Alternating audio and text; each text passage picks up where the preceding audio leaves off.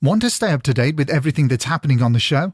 Or do you have a story that you'd like to submit for one of our Listener Stories episodes? You can get in touch with the show via the website at www.hauntedukpodcast.com, on Instagram at hauntedukpodcast, on X at hauntedukpod, or you can email us at contactus@hauntedukpodcast.com.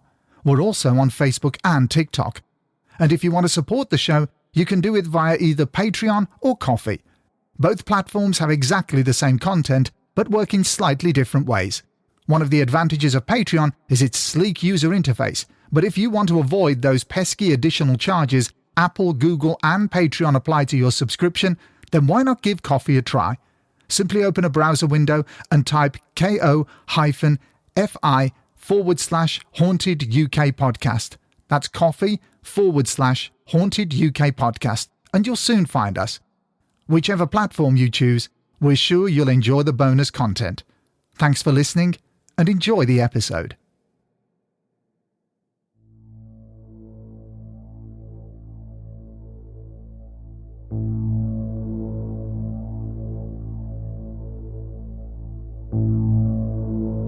Here on the Haunted UK podcast, if you include all the listeners' contributions, we've sifted through literally hundreds of cases of ghost sightings, strange encounters with mysterious creatures, sightings of dark shadow entities, cases of alleged psychic ability, ancient and modern-day curses, eerie premonitions, haunted houses, poltergeist encounters, time-slip stories. The list goes on. But there's still one topic of the paranormal which I find absolutely fascinating. One topic which we've never covered. An avenue of the paranormal which is so strange and so incredibly rare that when it happens, attention is drawn to it. But that attention rarely seems to make the news. Is it because that the majority of people would find these particular stories too unbelievable? Too far outside the boundaries of what is deemed credible?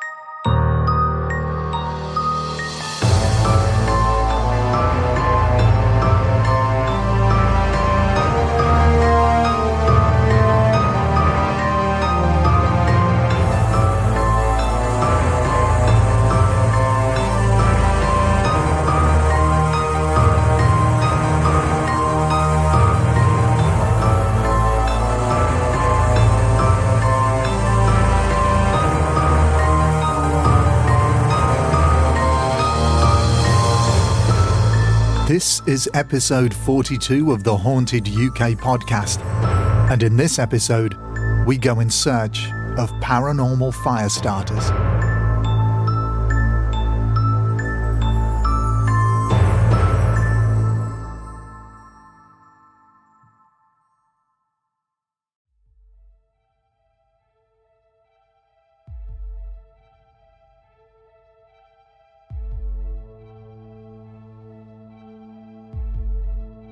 Whilst being a rarity, there are many cases out there which tell of individuals who have been able to seemingly start fires by simply using their minds.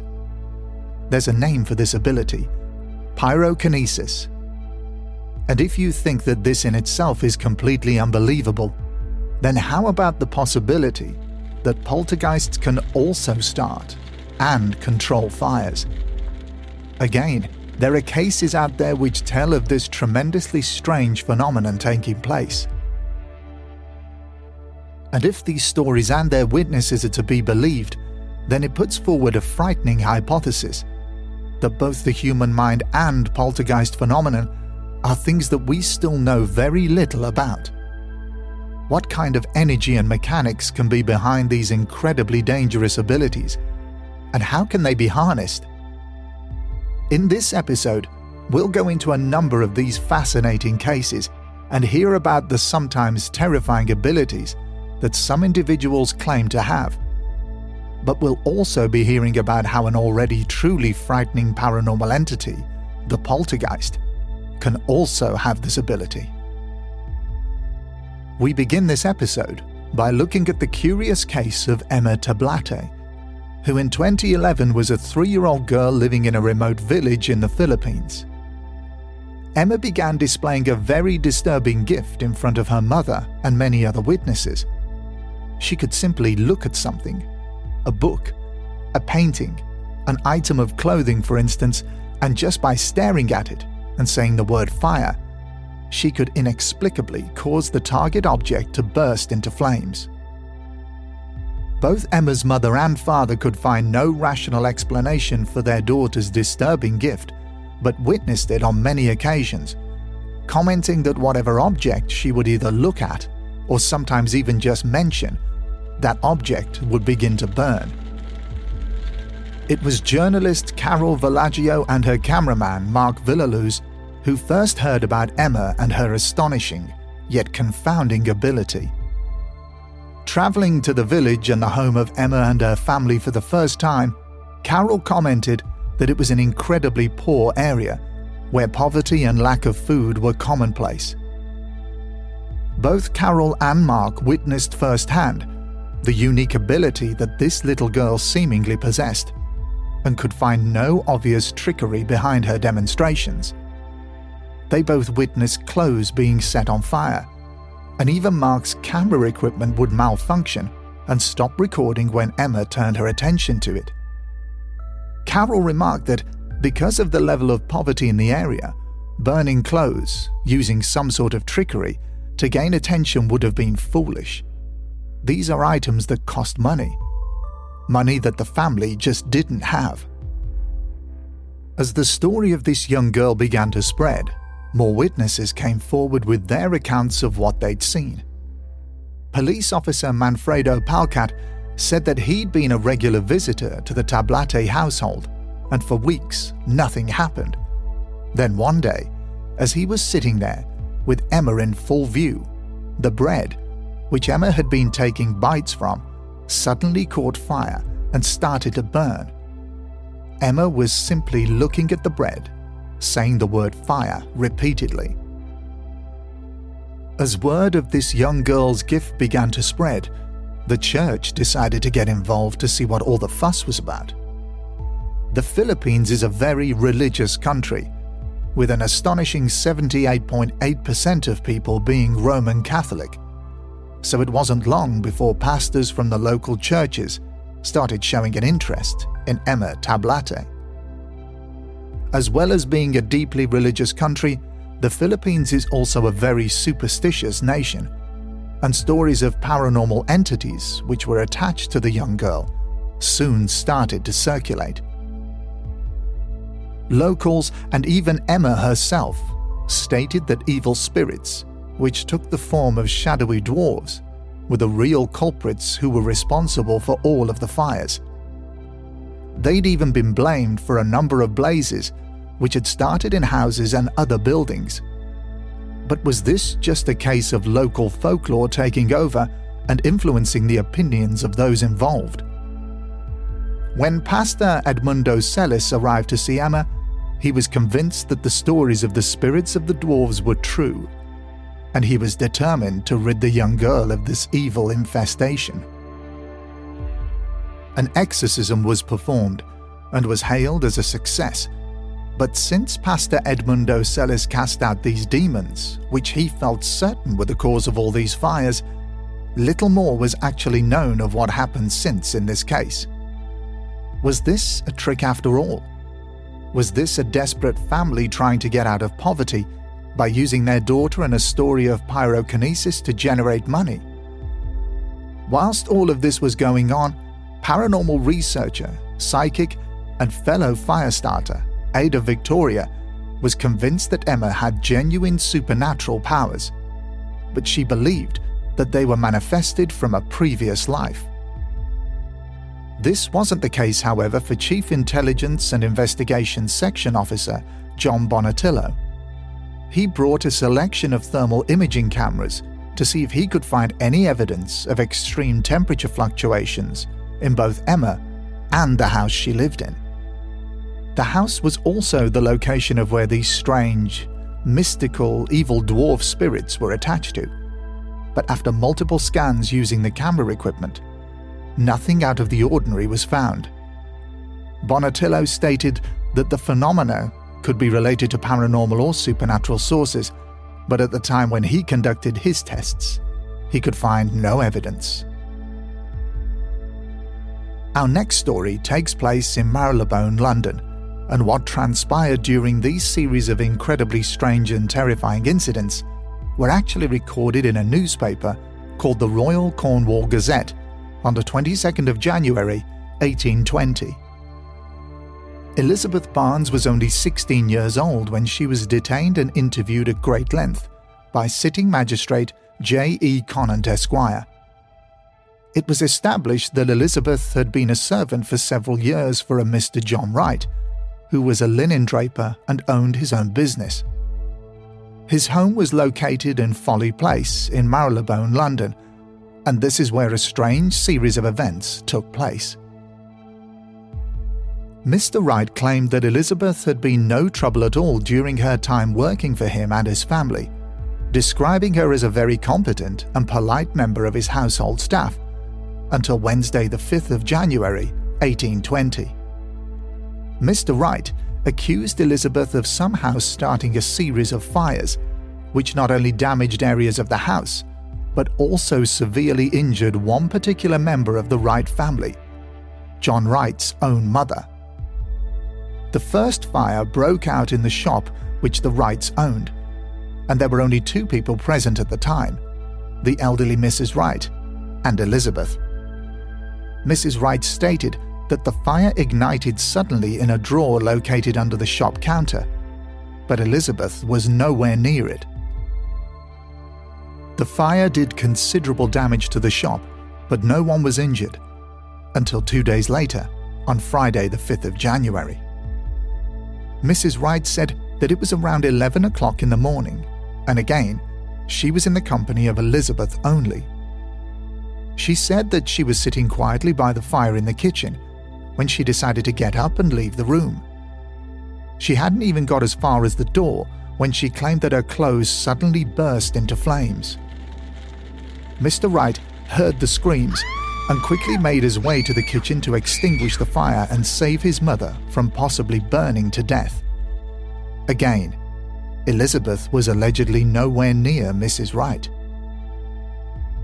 With his mother in pain due to her injuries, Mr. Wright instructed Elizabeth to keep a watchful eye on his mother, but the very next day, another fire broke out in the same location. Mr. Wright had been out earlier that day and returned home at around midday. He hadn't been in the house long when he suddenly heard the terrible screams of his mother coming from the kitchen. Mr. Wright rushed in and saw his mother engulfed in flames. Yet again, his quick thinking saved his mother's life. But there were a few things that he noted which he thought were strange. His mother was at least 8 feet away from the fireplace, with only the bare remains of a fire still smouldering. Elizabeth was also nowhere near Mrs. Wright, and she also testified to this. So how had the fire started? And why was Mrs. Wright the focus? Because he had no reason to suspect her of any wrongdoing, John Wright repeated this request to Elizabeth to make sure that she takes care of his mother and to immediately inform him should any other incidents like this take place. Mr. Wright didn't have to wait long. On Sunday the 7th of January, both Elizabeth Barnes and Mrs. Wright were once again in the kitchen. John Wright was only a short distance away upstairs when he heard his mother scream out in agony in the kitchen. He immediately rushed downstairs and burst into the kitchen and was greeted by the sight of his mother standing up and completely engulfed in flames. But Elizabeth was nowhere to be seen. Quickly grabbing the rug from the floor, he wrapped it around Mrs. Wright to extinguish the flames, which again saved her life. John Wright reported that areas of her clothes were completely burnt to a cinder and that she'd suffered visible burns to parts of her body. Amongst the chaos, John Wright pleaded with his mother to tell him what had happened. In between sobs, she told him that as she made her way across the kitchen, her clothes mysteriously caught fire, and within an instant, she was engulfed in flames. She described that as the flames touched her skin, she felt the sensation of knives being drawn across her body. She told her son that Elizabeth then returned to the kitchen to see what was going on, but instead of having sympathy, she began to laugh. At this point, John Wright instructed Elizabeth not to leave the room for one moment, as he suspected that she'd thrown some sort of accelerant over his mother, but she said that no such thing had happened. She felt that a supernatural force had started the fire. He then called upon his sister to go into the kitchen to look after their mother, but even as this conversation was taking place, screams again were heard from coming downstairs, and it was John's sister who would witness the distressing sight of seeing her mother desperately trying to stop yet another fire from engulfing her completely. John's sister tore the clothing off her mother and put the fire out as quickly as she could. By this time, Mrs. Wright was in a terrible state, so John and his sister helped her upstairs and put her to bed. So at this point, Elizabeth was alone downstairs. Mrs. Wright was alone in the bedroom upstairs, and John Wright and his sister were on their way back downstairs. They never made it to the bottom of the stairs, because within a few seconds of leaving their mother asleep in bed, they were alarmed to hear her screams once again. Rushing back up and into the bedroom, they saw that somehow the bedclothes as well as the curtains were now on fire. Mrs. Wright was once again desperately fighting to put the flames out, and in doing so was sustaining more injuries. After this fire was finally extinguished, John called down to Elizabeth to join them upstairs, but was shocked once again when Elizabeth informed John Wright that another room upstairs was now on fire. How could this be happening? How could Elizabeth be doing this seemingly right in front of everyone, but never being seen actually starting a fire? This latest blaze caused significant damage, and the family were now on constant lookout, just waiting for something to happen. And they didn't have long to wait. On Tuesday the 9th of January at around 8:30 p.m, John Wright returned home to find his sister in a state of complete panic and confusion. She told her brother that she'd witnessed firsthand a drawer in the counter in the shop suddenly begin to smolder and burn. Quickly taking action, she said that she had pulled the drawer closest to it out in an attempt to stop the fire from spreading.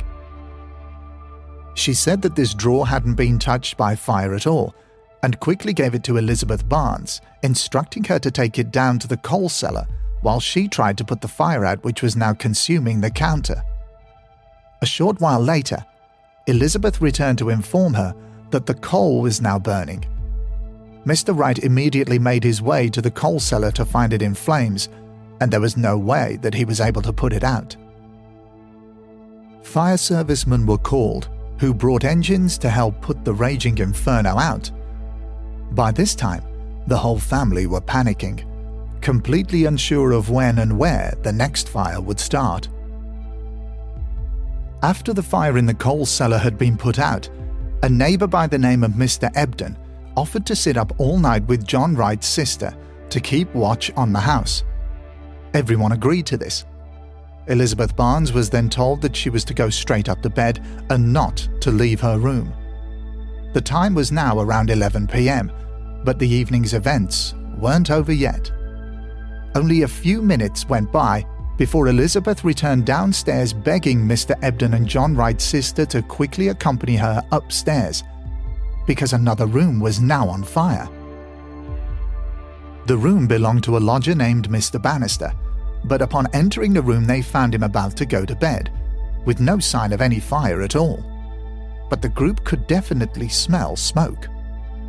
They went to the room next door, which was being lodged in by Mr. Bannister's sister, and to their horror, they found it filled with thick smoke and blazing flames. Fire officers were now staying in the house to monitor and deal with any further fires, so this was put out quickly, but the room was severely damaged. The day after, 2 more fires broke out, one in the same room and one in another separate room. Both of these fires resulted in further damage, but were again quickly extinguished by fire officers. Charges were brought against Elizabeth Barnes, but although witnesses saw her near the majority of the blazes, nobody ever saw her start them.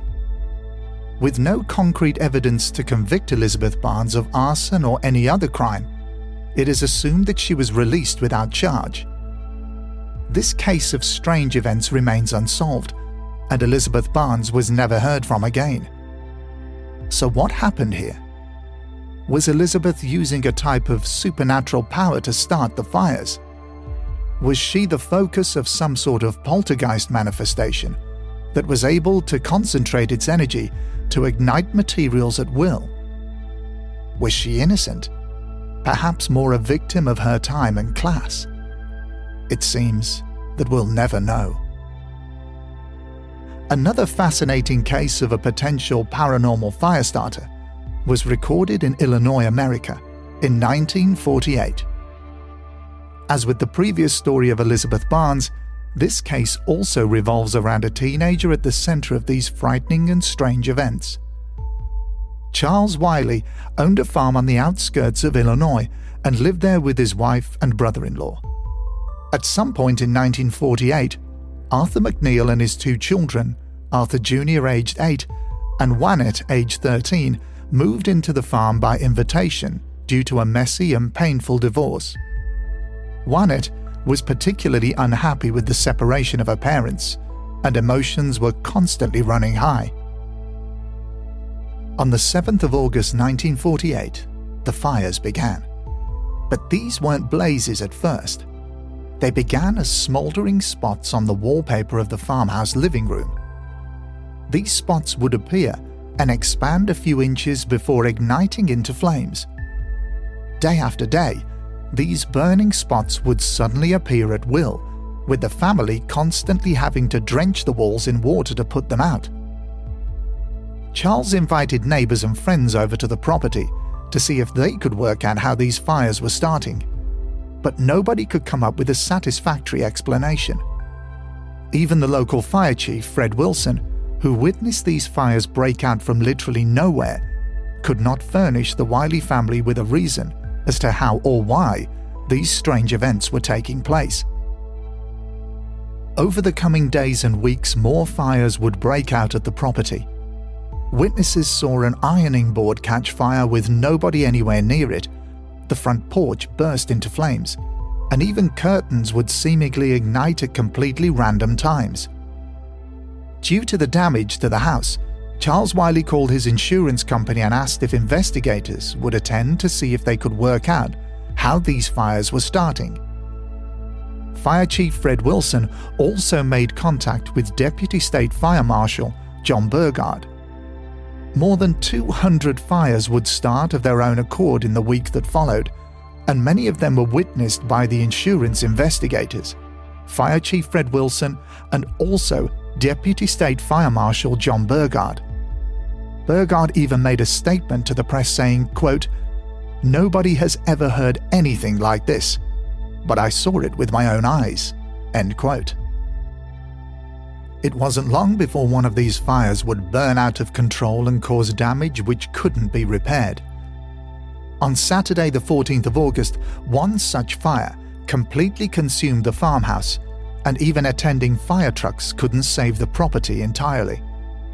Now without a home, Charles Willey, with the help of family, friends and neighbors, constructed a makeshift tent for him and his wife to stay in, whilst Arthur McNeil, Arthur Jr. and Juanette moved into the garage. Charles Willey must have thought that this nightmare had finally come to an end, but more was still to come. In the space of 3 days, a fire broke out in one of the barns as both Charles and his wife were busy milking cows, and completely destroyed the building. The milk house was next. This was being used as a kitchen and dining room, and it suffered a number of fires which, like in the main farmhouse, seemed to start in the walls themselves. However, another fire started in a cabinet discovered by Charles Willey's wife. After smelling burning, Mrs. Willey was shocked to discover a smouldering newspaper inside the cabinet.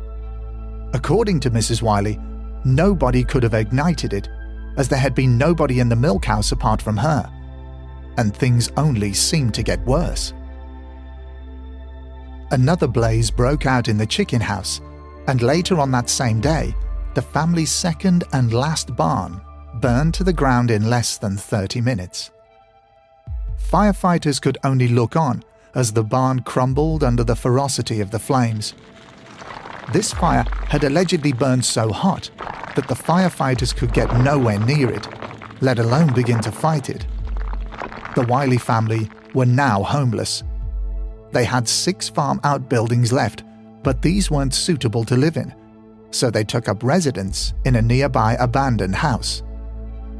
The story of these strange and frightening events was spreading, excuse the pun, like a wildfire, and the farm was now swamped with a mixture of police, fire officers, self-confessed investigators, press and media representatives, and a huge number of the general public, all curious to see if they could work out who or what could be starting these fires. Theories ranged from UFO invasion, pockets of gas, aliens, radio waves, and even fly spray, to the more down-to-earth possibilities such as arson. Even the United States Air Force weighed in with a theory that involved a type of direct radiation weapon being used by the Russians, but this was never proved correct, or even possible. The mainstream authorities were still convinced that it was arson, and on the 30th of August, they announced to the family and the media that they'd solved the mystery. Local police and the fire department claimed they had found the cause of the fires, and they had a suspect in custody and a confession. The suspect was none other than 13-year-old Wynette McNeil, and in what seemed like a story which was torn from a fantasy novel, authorities stated that Wynette had been starting the fires using matches when nobody was looking. Every single witness account was literally ignored. Every person who came forward to state, on the record, that they had seen these fires break out right in front of their eyes, with nobody physically starting them, was dismissed. Instead, it was 13-year-old Wynette who was thrust into the spotlight. Her reasons for starting the fires, according to the authorities? She was unhappy that she couldn't see her mother, was unhappy living at the farm, and, this is the best bit, she didn't have any pretty clothes anymore. Many of the journalists, media outlets, and paranormal investigators who reported on the case weren't entirely convinced of the conclusion that the authorities had come to either. Many of them felt that this was a clear-cut case of poltergeist activity or some other form of paranormal manifestation. These same journalists and investigators also felt that the confession which was obtained by the authorities was bogus, forced, and false.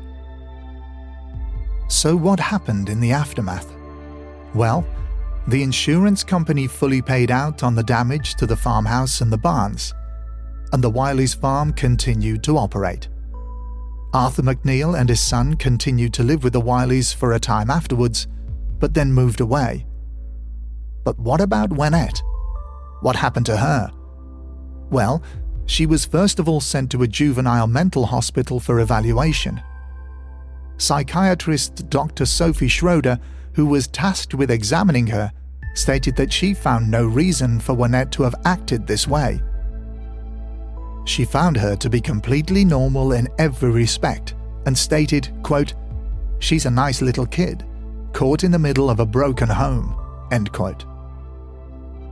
After her release from the hospital, she was sent to live with her grandmother and lived a completely normal life, free from any other strange incidents or phantom fires. One official who didn't toe the party line, as far as the conclusion that Wynette was deliberately starting these fires, was Fire Chief Fred Wilson. He stated on several occasions, even after his retirement, that he witnessed firsthand fires starting with nobody anywhere near them. No accelerants could be found, and to simply put this down to a young girl using a box of matches and fooling everyone was just sheer nonsense. Chief Wilson went to his grave convinced that something paranormal had taken place at Willey Farm. We now move from America to Canada, and the strange case of a haunted farmhouse in Caledonia Mills, Nova Scotia. Alexander MacDonald and his wife Mary had been happy working their farm for many years before adopting their daughter, Mary Ellen. It was January 1922, and Mary Ellen was 16 years old, and to any outsider, this hard-working family would have been seen as a model of happiness and unity. But things weren't to stay this way. This was when strange disturbances began to occur. Disturbances that would even cause the family to flee the farm and their home in complete terror. A fire suddenly broke out in the house, not near a heat source such as a stove or fireplace, but in a random location at one end of the house. This fire was quickly doused by Mary and Alexander, but as soon as this one was extinguished, another one broke out in the opposite end of the house. Again, this was put out, but other items began to burst into flames. Patches of wallpaper, even wet towels. In total, 30 fires would suddenly erupt at the property, and nobody could be seen as being the culprit. As with the case involving Gwyneth McNeil, friends and neighbors were brought in to keep watch all over the house. But not one person witnessed any fire being started deliberately. And as unexplained as these fires were, they weren't the only strange things occurring at this quiet and idyllic farmhouse. The family's livestock would be moved from stall to stall, with no one around to do so. These animals would also have their tails mysteriously braided, and on some occasions would be found locked outside the barns. Strange ash-like substances would be found in the milk store. Noises would be heard inside the house, as well as the sensation of being watched and even touched by a strange, invisible, unidentified force. It didn't take long for the family to become so scared and confused by all that was going on that they jumped at the chance to temporarily leave their home so that local authorities could move in and investigate. As news of these strange events began to spread throughout the world, journalists and paranormal investigators would descend on the property. Even the famous author, Sir Arthur Conan Doyle, was contacted to see if he would be interested in making the journey to Canada to help with the investigations, but he declined. Two people were key as the investigations began to take place: Police Detective P.G. Carroll and journalist Harold Whiddon, who worked for the Halifax Herald and was also the man responsible for getting the story coverage outside of Canada. Both men spent 2 nights at the farm, and both witnessed what they felt were real paranormal phenomena. Noises were heard, as well as a strange dark atmosphere which the men felt would envelope the house. But the most frightening thing that both men would encounter would be the physical aspects of whatever was haunting the house. Back then, journalists would take creative license to a whole new level to get their name and stories out into the world. You only have to look at how the curse of the Egyptian pharaoh Tutankhamun was conjured up. Reports surfaced of a curse which was found inscribed on a stone when the tomb was opened. It read, quote, "Death shall come on swift wings to him who disturbs the peace of the king." End quote. Problem was, there was no inscribed stone, and no curse. This was most likely made up by embittered journalists, grown sour when George Herbert, the 5th Earl of Carnarvon, gave exclusive access to the discovery of the tomb to the Times newspaper. Police Detective P.G. Carroll, on the other hand, had a reputation to uphold, and wouldn't be fooled by trickery or any kind of journalistic hype. But even he was convinced that something else out of the ordinary was going on at the house. Now, although Sir Arthur Conan Doyle turned down the offer of investigating the farmhouse, one man who didn't was Walter Franklin Price. At the time, he was one of the top researchers for the American Society for Psychical Research, and there was no way that he was going to pass up the opportunity to get inside this location and conduct a full and detailed investigation. Franklin Price, though, had a few conditions which he wanted adhered to while he was at the farmhouse. Nobody was allowed to be there without his explicit permission, not even the family, and that raised many eyebrows. According to both Detective Carole and Harold Whiddon, Franklin Price spent the first day organizing his room within the property, making himself as comfortable as possible, and not seeming to take too much interest in what he had been invited there to do. But this would change. Franklin Price's investigation lasted 3 weeks, and only on a handful of occasions would he let others into the property. But all the time, he was trying to find explanations for the strange goings-on. The MacDonald family were invited back to the house to see if any of them could trigger any paranormal events, and on one occasion, the MacDonalds, Franklin Price, and Dr. Prince Dan Gillivery, who was a neighbor, all witnessed a very strange incident. Also present was journalist Harold Whiddon, and as they all stood in the main room of the farmhouse, Whiddon appeared to go into some sort of trance. He requested that he was given a pencil and some paper, and was then sat at a table, where he appeared to scribble for around 2 hours. But in amongst the seemingly random scrawling was a message. Whiddon claimed that he had been possessed by the poltergeist that was allegedly haunting the property, and it had confessed to setting all the fires and causing all of the disturbances. Walter Franklin Price appeared to agree with this conclusion, and even at the very start of his investigation, he judged that it was a poltergeist which had attached itself to the MacDonalds' adopted 16-year-old daughter, Mary Ellen. He felt that she was the catalyst, the carrier, the vessel that was allowing this manifestation to create all of this mayhem and damage. But this opinion wouldn't last long. In a complete U-turn, Franklin Price stated that he'd solved the mystery, and it wasn't down to anything paranormal or supernatural. It was down to one person, Mary Ellen. He said that during his investigation he'd found a source of flammable liquid, which he felt could have been the accelerant needed to start the fires. He also noted that all of the fires which seemed to ignite on the wallpaper were never higher than 5 feet off the ground, the approximate height of Mary Ellen. He simply put all of this down to a young girl who was most likely sleepwalking in a complete dissociative state, who had no recollection of anything, and she was starting all of these fires. Because of his reputation within the field of paranormal investigation, Franklin Price's word on the case was seen as the final conclusion, but many people thought otherwise. Journalist Harold Whiddon, who, if you remember, became allegedly possessed by the poltergeist who he felt was responsible for all the phenomena at the farmhouse, was stunned when Walter Franklin Price denied all knowledge of the incident ever taking place. Price said that he never witnessed Whiddon perform the automatic writing resulting in the confession from the poltergeist. It also became clear that Price never addressed the strange incidents involving the farm animals being moved from stall to stall.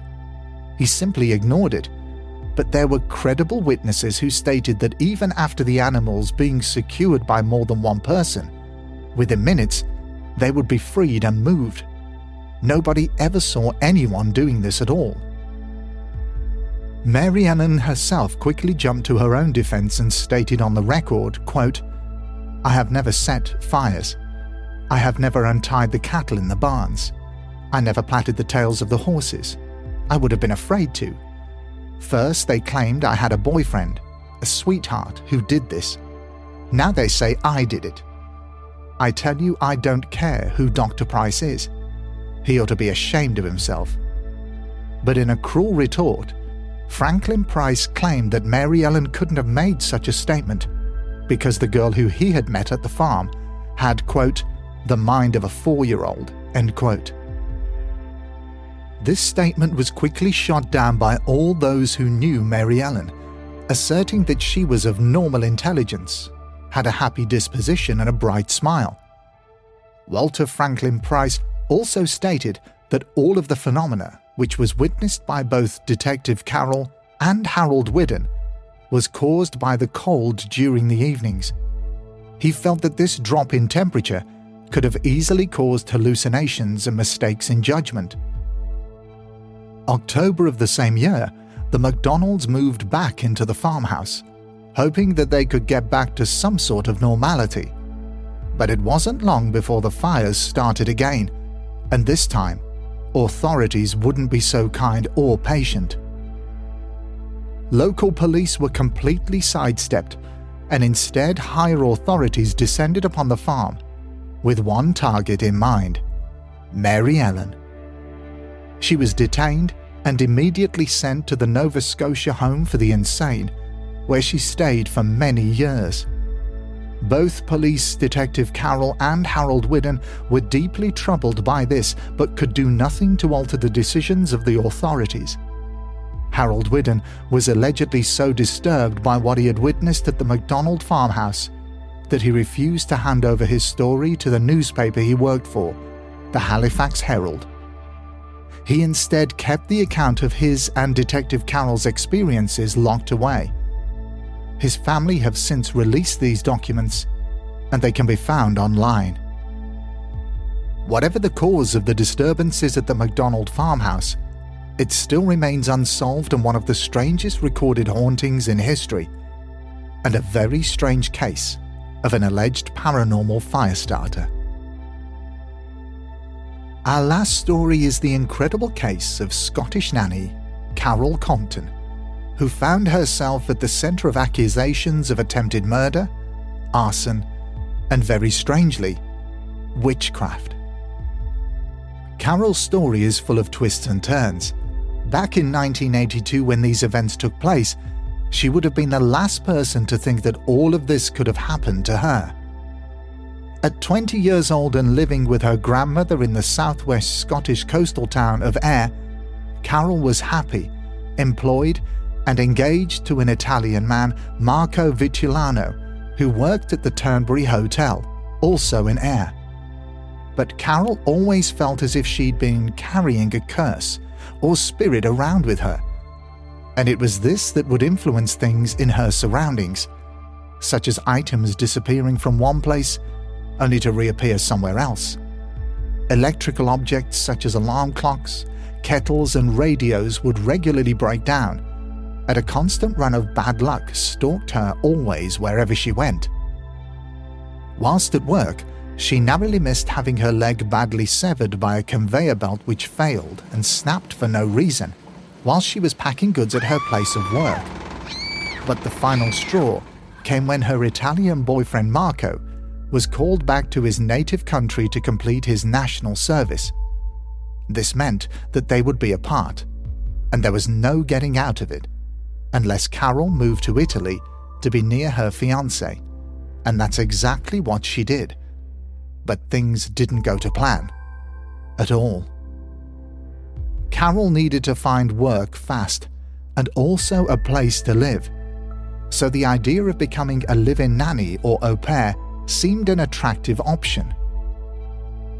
The first family that took Carole on were the Risi family. The Risis had wealth and also a number of properties. Carole soon settled in at the Risis' main residence in Rome, but it wasn't long before odd things started to happen. After only a short number of days, an incident happened which began to turn the family's trust in Carole into suspicion. Rosa was a maid who also worked for the Risi family, and one day, while performing her duties, she witnessed Carole walking close to a religious picture which was hanging on a wall nearby. As Carole passed the picture, it fell from the wall and smashed to the floor. Rosa was horrified. Quickly grabbing hold of Carole, she made her sign the cross over herself. She then said a prayer as she held on to her. Not long after this incident, the family travelled to their home in the Alps, and it was only a day or two into their trip that a fire mysteriously broke out on the second floor of the property. The damage was so severe that it was declared unsafe. Firemen who attended the blaze said that it was likely started by old faulty wiring, as another house next door had suffered the same fate a few months earlier. But over the next few days, 2 more fires would break out, one in a bin and another more serious one in the bedroom of the Reese's 2-year-old son, Emanuela. This was enough for the family, who politely informed Carole that her services were no longer needed. She was let go, and she now had to find more work. It was now the end of July 1982, and another opening for a nanny presented itself to Carole. This time, it was with the Tonti family. The Tontis had employed a Scottish nanny before Carole, so this seemed like the perfect fit. But it wasn't meant to be. For a start, Carole had to move to Elba, which was taking her further away from her boyfriend Marco. But she had to find work somewhere, and if that wasn't bad enough, the Tonti's incredibly superstitious grandmother took an instant dislike to her. As with her previous job, strange things began to occur. After only a few days into her employment, the first fire started. It was in a mattress, but was quickly put out by the family. They had the house wiring and all the electrical sockets checked for any faults, but no cause for the fire could be found. It was then that poltergeist activity began to manifest itself, and it seemed to be happening wherever Carole was, as if she was emitting the phenomenon. Witnesses saw a statue fall from a shelf when no one was near it, a cake stand flung from its place on a table, and a blue glass vase which seemingly made its way off a small table and smashed on the floor. Then there was also the strange effect that Carole seemed to have on the electric meter, and a boiler, which always sounded as if it was bubbling. But all of this only happened in Carole's presence, and witnesses to these events stated that she was nowhere near these items to influence them in any way at all. All of these events intensified the dislike the Tonti's grandmother already had for Carole, even to the point of her muttering the word strega, or witch, behind her back. The poltergeist phenomena, which seemed to be attached to Carole, continued with scratching noises and crackling sounds, which appeared to come from all over the Tonti's house. And then there was another incident of another fire. This time it started in the cot of 3-year-old Agnes, who Carole was employed to look after. For the grandmother, this was the final straw, and the police were called. She informed the police that it was Carole who had been deliberately starting the fires, and that she was unsuitable to be in charge of a child. Carole was taken away in handcuffs and taken straight to Livorno prison, where she was interrogated and accused of attempted murder. Being in a foreign country and now in a foreign prison, Carole was in all sorts of trouble. Under Italian law, a person can be taken to prison and left there for several years without actually being charged for a crime, and it wasn't long before Carole's reputation of being a witch and performing witchcraft soon spread around to her inmates, all of which would avoid her.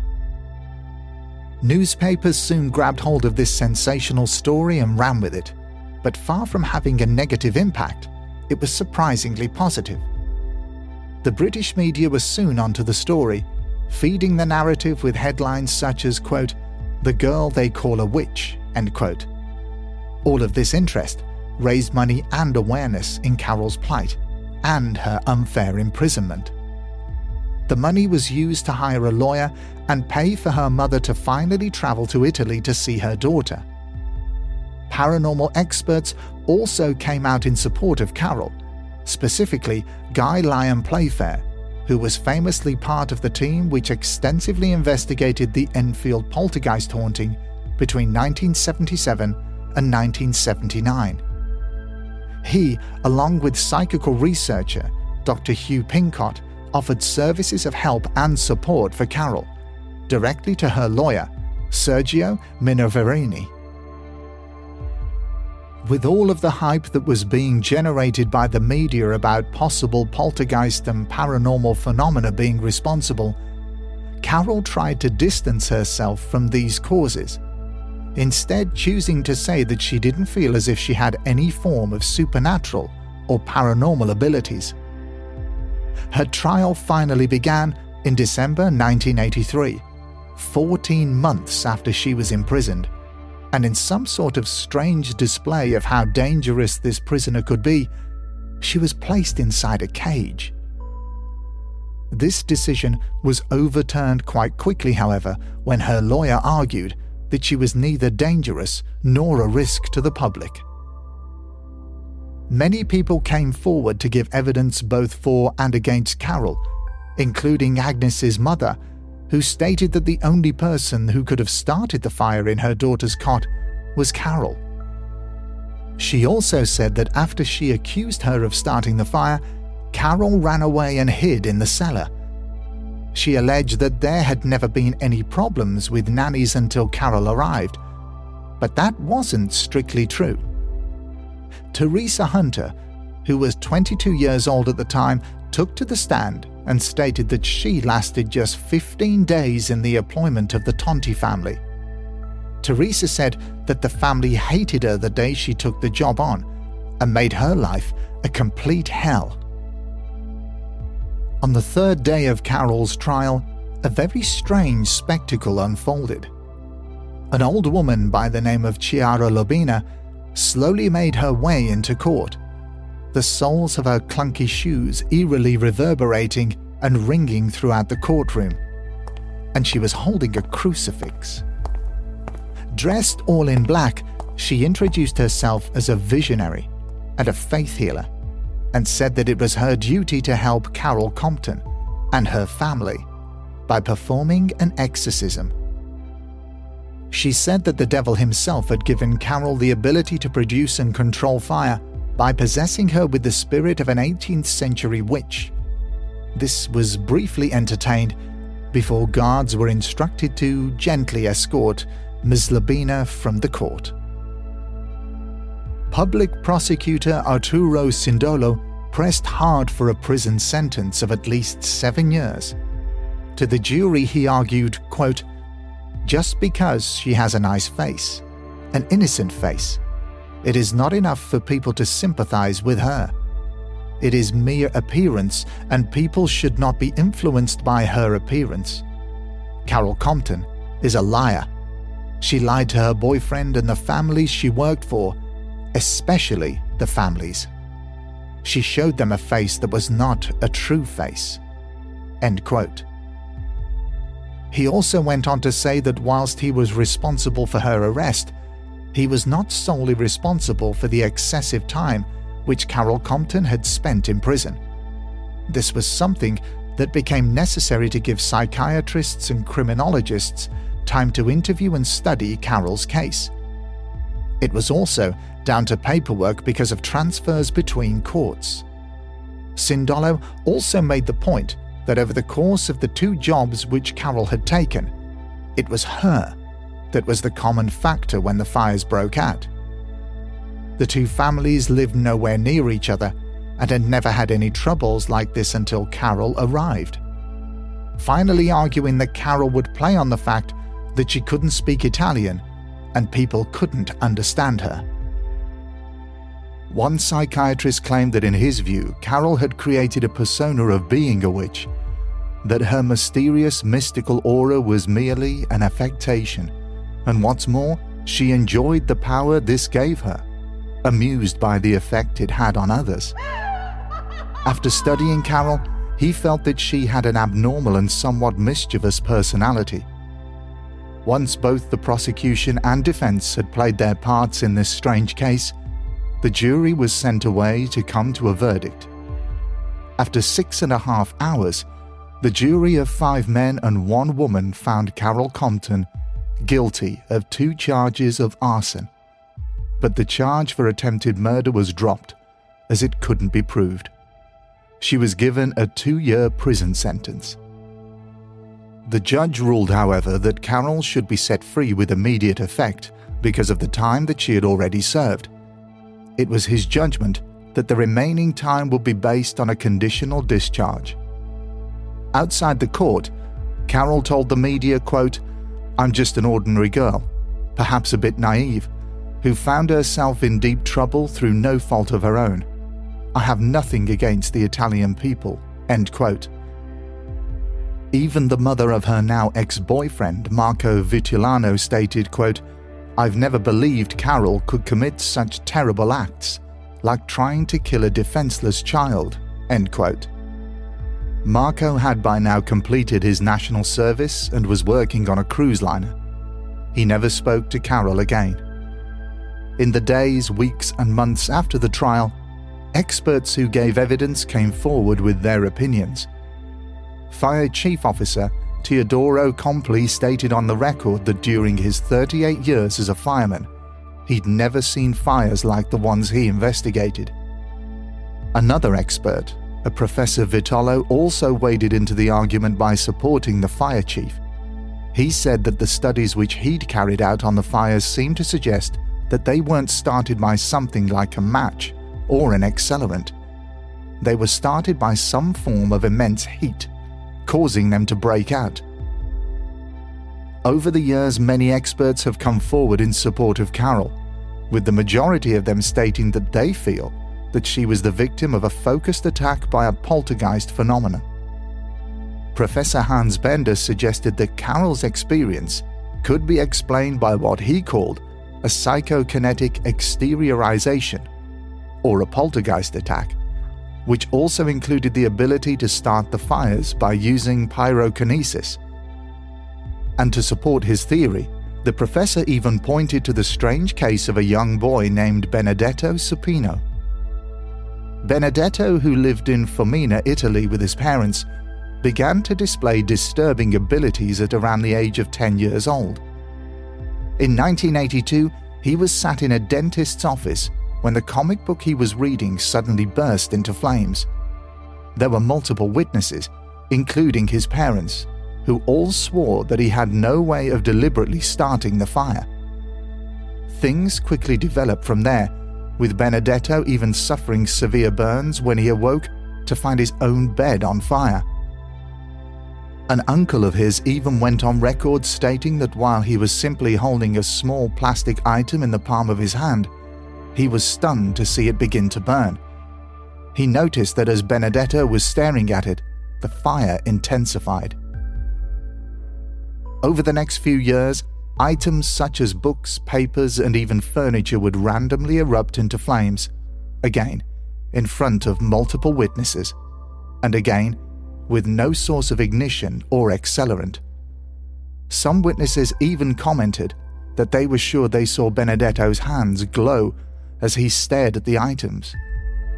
At the height of his apparent powers at 16 years of age, he was even able to set fire to fuse boxes, causing extensive damage. His parents would accompany him with appointments to doctors, where he would be thoroughly examined, but nothing could be found that would even begin to explain how this teenager could accomplish these actions. The family decided to seek the help of parapsychologist Dr. Demetrio Croce as a last-ditch attempt to try and help their son somehow harness and control his abilities. And it seemed to work. Benedetto Supino slowly faded from the public eye in the mid-80s, and his whereabouts are currently unknown. What we do know is that he was born on the 5th of December 1973. So, if he is still alive, he'd be 50 years old, and probably still living in Italy. So what happened to Carole Compton after the court case had finished and she was granted freedom? Well, she moved back to the UK for starters. She even published a book in 1990 which detailed her entire experience, called Superstition, the true story of the nanny they called a witch. In 2003, a film which was based on the Carole Compton story was also released called Superstition, starring Charlotte Rampling. But many felt the movie suffered because the writers didn't fully understand the source material. Carole now lives in Yorkshire with her husband and 3 children. So, the question is, could these people really start fires using just their minds? Was poltergeist phenomenon a huge factor in all of these cases? Or were they all simply fooling everyone around them, witnesses and experts alike? Again, as with all of these stories, it's down to what you believe. But what I will do is leave you with a quote from journalist Brian Inglis, who, with a keen interest in the paranormal, followed the Carole Compton case as it was happening. Writing in the publication The Spectator, Inglis said that the judgment had created an unusual legal precedent. Quote, "It is, I think, the first occasion when a court has taken into consideration the possibility that there might be a paranormal explanation for arson, or indeed for any crime. The presiding judge admittedly declined to accept the explanation, but this was not because he held the view that the paranormal, being contrary to the laws of nature, cannot be pleaded as within the law of the land, something which judges have quite often asserted in the past. No. His objection was that if Carole was using some psychic force to start up the fires without intending to, why had there not been similar fires before her arrival in Italy, or while she was in jail? So now that you've heard these stories, where do you stand on this very strange, dangerous and frightening phenomenon? What are your thoughts about the Carole Compton case? Was she guilty? A dangerous sociopath hell-bent on causing harm? Or was she possessed by an evil 17th century witch? Or was she innocent, a victim herself? What is notable is that some of these cases center around women. Most of the time, their side of the story and pleas for innocence are ignored by the glowering authority around them. It, in fact, doesn't feel too different from a 17th century witch hunt. The Carole Compton story in particular, though, is such an unusual and odd case that we would love to hear your thoughts. Let us know on Instagram at Haunted UK Podcast or Twitter at Haunted UK Pod. As with all stories and episodes in this podcast, it's down to you to decide what you believe.